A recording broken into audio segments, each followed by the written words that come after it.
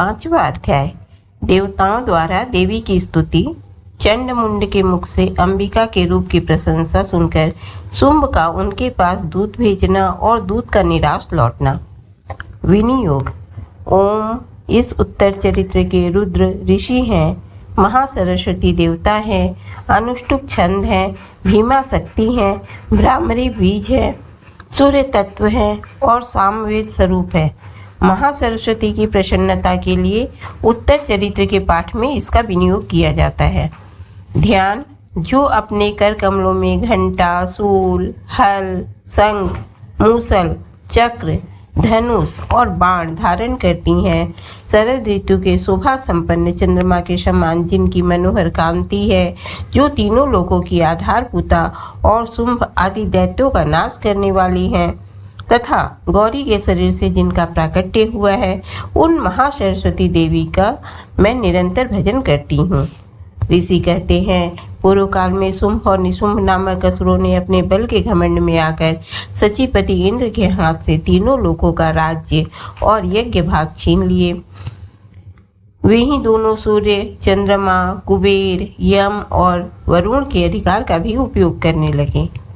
वायु और अग्नि का कार्य भी वे ही करने लगे। उन दोनों ने सब देवताओं को अपमानित, राज्य भ्रष्ट, पराजित तथा अधिकारहीन करके स्वर्ग से निकाल दिया। उन दोनों महान असुरों से तिरस्कृत देवताओं ने अपराजिता देवी का स्मरण किया और सोचा, जगदम्बा ने हम लोगों को वर दिया था कि आपत्ति काल में स्मरण करने पर मैं तुम्हारी सब आपत्तियों का तत्काल नाश कर दूंगी। यह विचार कर देवता गिरिराज हिमालय पर गए और वहां भगवती विष्णु माया की स्तुति करने लगे। देवता बोले, देवी को नमस्कार है, महादेवी शिवा को सर्वदा नमस्कार है, प्रकृति एवं भद्रा को प्रणाम है। हम लोग नियम पूर्वक जगदम्बा को नमस्कार करते हैं। रौद्रा को नमस्कार है, नित्या, गौरी एवं धात्री को बारंबार नमस्कार है। ज्योत्सनामयी, चंद्र रूपिणी एवं सुख स्वरूपा देवी को सतत प्रणाम है। शरणागतों का कल्याण करने वाली वृद्धि एवं सिद्धि रूपा देवी को हम बारंबार नमस्कार करते हैं। नैत्रती, राजाओं की लक्ष्मी तथा सर्वाणी स्वरूपा आप जगदम्बा को बार बार नमस्कार है। दुर्गा, दुर्गा पारा, सारा, सर्वकारिणी, ख्याति, कृष्णा और धूम्रा देवी को सर्वदा नमस्कार है। अत्यंत सौम्य तथा अत्यंत रौद्र रूपा देवी को हम नमस्कार करते हैं। उन्हें हमारा बारंबार प्रणाम है। जगत की आधारभूता कृति देवी को बारंबार नमस्कार है। जो देवी सब प्राणियों में विष्णु माया के नाम से कही जाती हैं, उनको नमस्कार, उनको नमस्कार, उनको बारंबार नमस्कार है। जो देवी सब प्राणियों में चेतना कहलाती हैं, उनको नमस्कार, उनको नमस्कार, उनको बारंबार नमस्कार है। जो देवी सब प्राणियों में बुद्धि रूप से स्थित है, उनको नमस्कार, उनको नमस्कार, उनको बारंबार नमस्कार है।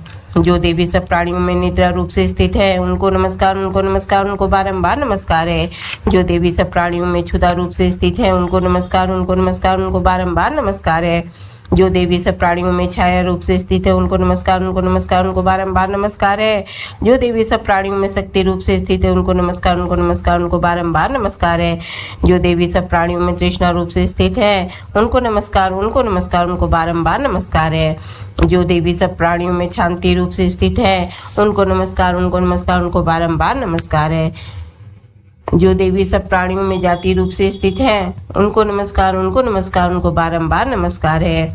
जो देवी सब प्राणियों में लज्जा रूप से स्थित है, उनको नमस्कार, उनको नमस्कार, उनको बारंबार नमस्कार है। जो देवी सब प्राणियों में शांति रूप से स्थित है, उनको नमस्कार, उनको नमस्कार, उनको बारंबार नमस्कार है। जो देवी सब प्राणियों में श्रद्धा रूप से स्थित है, उनको नमस्कार, उनको नमस्कार, उनको बारंबार नमस्कार है। जो देवी सब प्राणियों में कांति रूप से स्थित है, उनको नमस्कार, उनको नमस्कार, उनको बारंबार नमस्कार है। जो देवी सब प्राणियों में लक्ष्मी रूप से स्थित है, उनको नमस्कार, उनको नमस्कार, उनको बारंबार नमस्कार है। जो देवी सब प्राणियों में वृत्ति रूप से स्थित है, उनको नमस्कार, उनको नमस्कार, उनको बारंबार नमस्कार है। जो देवी सब प्राणियों में स्मृति रूप से स्थित है, उनको नमस्कार, उनको नमस्कार, उनको बारंबार नमस्कार है। जो देवी सब प्राणियों में दया रूप से स्थित है, उनको नमस्कार, उनको नमस्कार, उनको बारंबार नमस्कार है। जो देवी सब प्राणियों में तुष्टि रूप से स्थित है, उनको नमस्कार, उनको नमस्कार, उनको बारंबार नमस्कार है। जो देवी सब प्राणियों में माता रूप से स्थित है, उनको नमस्कार, उनको नमस्कार, उनको बारंबार नमस्कार है। जो देवी सब प्राणियों में भ्रांति रूप से स्थित है, उनको नमस्कार, उनको नमस्कार, उनको बारंबार नमस्कार है। जो जीवों के इंद्रिय वर्ग की अधिष्ठात्री देवी एवं सब प्राणियों में सदा व्याप्त रहने वाली हैं, उन व्याप्ति देवी को बारंबार नमस्कार है। जो देवी चैतन्य रूप से इस संपूर्ण जगत को व्याप्त करके स्थित है, उनको नमस्कार, उनको नमस्कार, उनको बारंबार नमस्कार है। पूर्व काल में अपने अभीष्ट की प्राप्ति होने से देवताओं ने जिनकी स्तुति की तथा देवराज इंद्र ने बहुत दिनों तक जिनका सेवन किया, वह कल्याण की साधनभूत ऐश्वरी हमारा कल्याण और मंगल करे तथा सारी आपत्तियों का नाश कर डाले। उदंग दैत्यों से सताए हुए हम सभी देवता जिन परमेश्वरी को इस समय नमस्कार करते हैं तथा जो भक्ति से विनम्र पुरुषों द्वारा स्मरण की जाने पर तत्काल ही संपूर्ण विपत्तियों का नाश कर देती हैं, वे जगदम्बा हमारा संकट दूर करें। ऋषि कहते हैं, राजन, इस प्रकार जब देवता स्तुति कर रहे थे, उस समय पार्वती देवी गंगा जी के जल में स्नान करने के लिए वहां आई। उन सुंदर भवों वाली भगवती ने देवताओं से पूछा, आप लोग यहाँ किसकी स्तुति करते हैं? तब उन्हीं के शरीर कोष से प्रकट हुई शिवा देवी बोली, शुंभ दैत्य से तिरस्कृत और युद्ध में निशुंभ से पराजित हो यहाँ एकत्रित हुए हैं। ये समस्त देवता यह मेरी ही स्तुति कर रहे हैं। पार्वती जी के शरीर कोष से अंबिका का प्रादुर्भाव हुआ था, इसलिए वे समस्त लोकों में कौशिकी कही जाती हैं। कौशिकी के प्रकट होने के बाद पार्वती देवी का शरीर काले रंग का हो गया, अतः वे हिमालय पर रहने वाली कालिका देवी के नाम से विख्यात हुई। तदंतर शुंभ निशुंभ के भृत्य चंड मुंड वहां आए और उन्होंने परम मनोहर रूप धारण करने वाली अंबिका देवी को देखा। फिर वे शुंभ के पास जाकर बोले, महाराज, एक अत्यंत मनोहर स्त्री है जो अपनी दिव्य कांति से हिमालय को प्रकाशित कर रही है। वैसा उत्तम रूप कहीं किसी ने भी नहीं देखा होगा। असुरेश्वर, पता लगाइए वह देवी कौन है और उसे ले लीजिए। स्त्रियों में तो वह रत्न है, उसका प्रत्येक अंग बहुत ही सुंदर है तथा वह अपने श्री अंगों की प्रभा से संपूर्ण दिशाओं में प्रकाश फैला रही है। दैत्यराज, अभी वह हिमालय पर ही मौजूद है, आप उसे देख सकते हैं। प्रभु, तीनों लोकों में मणि, हाथी और घोड़े आदि जितने भी रत्न हैं, वे सब इस समय आपके घर में शोभा पाते हैं। हाथियों में रत्नभूत ऐरावत, यह पारिजात का वृक्ष और यह उच्च श्रवा घोड़ा, यह सब आपने इंद्र से ले लिया है। हंसों से जुता हुआ यह विमान भी आपके आंगन में शोभा पाता है। यह रत्नभूत अद्भुत विमान जो पहले ब्रह्मा जी के पास था, अब आपके यहाँ लाया गया है। यह महापद्य नामक निधि आप कुबेर से छीन लाए हैं। समुद्र ने भी आपको किंजलकिनी नाम की माला भेंट की है, जो केसरों से सुशोभित है और जिसके कमल कभी कुम्हलाते नहीं हैं। सुवर्ण की वर्षा करने वाला वरुण का छत्र भी आपके घर में शोभा पाता है तथा यह श्रेष्ठ रथ जो पहले प्रजापति के अधिकार में था, अब आपके पास मौजूद है।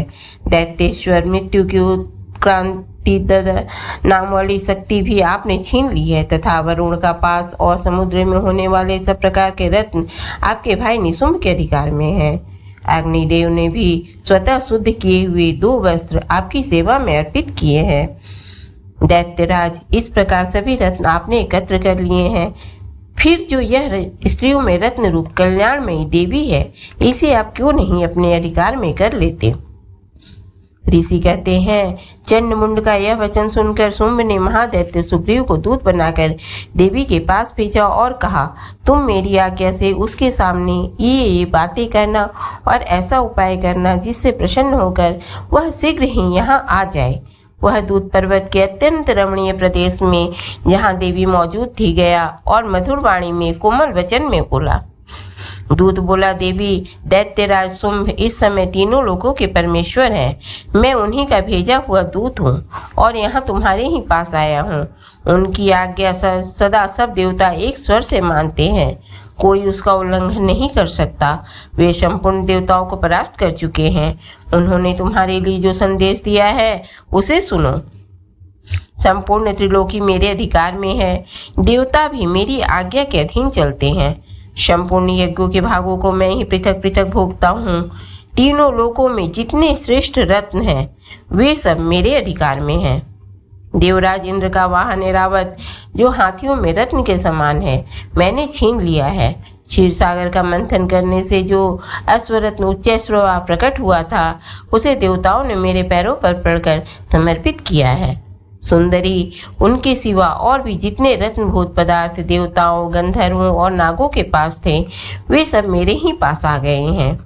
देवी, हम लोग तुम्हें संसार की स्त्रियों में रत्न मानते हैं, अतः तुम हमारे पास आ जाओ, क्योंकि रत्नों का उपभोग करने वाले हम ही हैं। चंचल कटाक्षों वाली सुंदरी, तुम मेरी या मेरे भाई महापराक्रमी निशुंभ की सेवा में आ जाओ, क्योंकि तुम रत्न स्वरूपा हो। मेरा वरण करने से तुम्हें तुलना रहित महान ऐश्वर्य की प्राप्ति होगी। अपनी बुद्धि से यह विचार कर तुम मेरी पत्नी बन जाओ। इस ऋषि कहते हैं, दूत के यूं कहने पर कल्याण में भगवती दुर्गा देवी, जो इस जगत को धारण करती हैं, मन ही मन गंभीर भाव से मुस्कुराईं और इस प्रकार बोली। देवी ने कहा, दूत, तुमने सत्य कहा है, इसमें तनिक भी मिथ्या नहीं है। शुंभ तीनों लोगों का स्वामी है और निशुंभ भी उसी के समान पराक्रमी है, किंतु इस विषय में मैंने जो प्रतिज्ञा कर ली है उसे मिथ्या कैसे करूं? मैंने अपनी अल्प बुद्धि के कारण पहले से जो प्रतिज्ञा कर रखी है उसे सुनो। जो मुझे संग्राम में जीत लेगा, जो मेरे अभिमान को चूर्ण कर देगा तथा संसार में जो मेरे समान बलवान होगा वही मेरा स्वामी होगा। इसलिए शुंभ अथवा महादैत्य निशुंभ स्वयं ही यहाँ पधारे और मुझे जीतकर शीघ्र ही मेरा पाणी ग्रहण कर ले। इसमें विलंब की क्या आवश्यकता है? दूत बोला, देवी, तुम घमंडों में भरी हुई हो, मेरे सामने ऐसी बातें ना करो। तीनों लोकों में कौन ऐसा पुरुष है जो शुंभ निशुंभ के सामने खड़ा हो सके? देवी, अन्य दैत्यों के सामने भी सारे देवता युद्ध में नहीं ठहर सकते, फिर तुम अकेली स्त्री होकर कैसे ठहर सकती हो? जिन शुंभ आदि दैत्यों के सामने इंद्र आदि सब देवता भी युद्ध में खड़े नहीं हुए, उनके सामने तुम स्त्री होकर कैसे जाओगी? इसलिए तुम मेरे कहने से शुंभ निशुंभ के पास चली चलो, ऐसा करने से तुम्हारे गौरव की रक्षा होगी। अन्यथा जब वे केस पकड़कर घसीटेंगे तब तुम्हें अपनी प्रतिष्ठा खोकर जाना पड़ेगा। देवी ने कहा, तुम्हारा कहना ठीक है, शुंभ बलवान है और निशुंभ भी बड़े पराक्रमी है, किंतु क्या करूं? मैंने पहले बिना सोचे समझे प्रतिज्ञा कर ली है, अतः अब तुम जाओ। मैंने तुमसे जो कुछ कहा है वह सब दैत्यराज से आदर पूर्वक कहना, फिर वे जो उचित जान पड़े करें। ओम चंडिका देवी को नमस्कार है। 5वां अध्याय पूरा हुआ।